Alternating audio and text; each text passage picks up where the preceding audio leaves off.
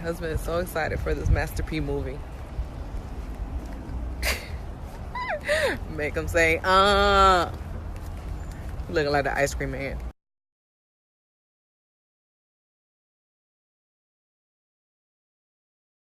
Guys, we just got done watching I Got the Hookup. Stop. It was so bad. It was so bad. Oh my, it was so bad, guys. Like, even if you were remotely thinking about supporting, like, it was so bad. No, like, it was bad. And I'm so disappointed in Percy Miller. What it do, YouTube? It's your boy, I See the God King, checking in again. As you just saw the clips of me and my wife going to go check out I Got the Hookup Part 2. That was the opening day, July 12th, it was Friday. I was super excited. As you can see, I had bought the tickets like a week and a half in advance. I've been a fan of Master P for like going on 20 years right now, and he's very motivational, inspirational. Part 1 was a classic, so I had high hopes and high expectations for I Got the Hookup 2. Now, one of the main reasons I had high expectations because I watched him promote the movie for almost about a year. He talked about, I follow him on all social media platforms. He also talked about how he teamed up with his son.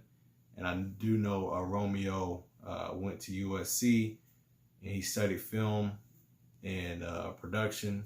I was thrilled about supporting Black businesses. I'm always trying to see in the ways I can support Black businesses whenever I get that moment. And so I was pretty excited about it. As I'm watching the movie, I'm not even going to talk about each minor detail of how bad the movie was, because at this point now you've already seen a lot of different opinions about the movie.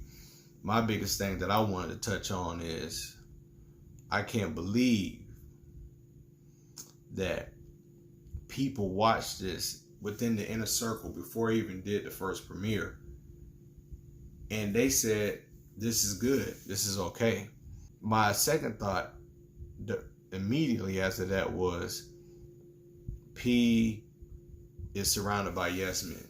Because one thing over the ownership and the camaraderie of trying to have Black movies and Black togetherness and this ownership is you got to deliver a good quality product.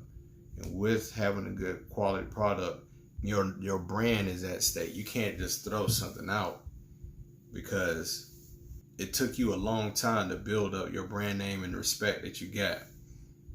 But that movie right there seemed like it could have threw all that away overnight. Man, it was so embarrassing.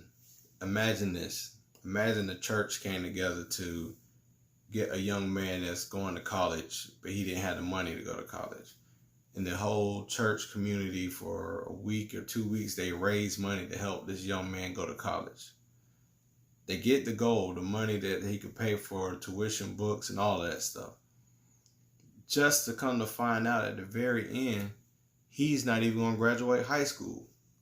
That's how embarrassing that movie was. That's how embarrassed I was. I was embarrassed wearing that No Limit tank top sweater coming out that movie, man.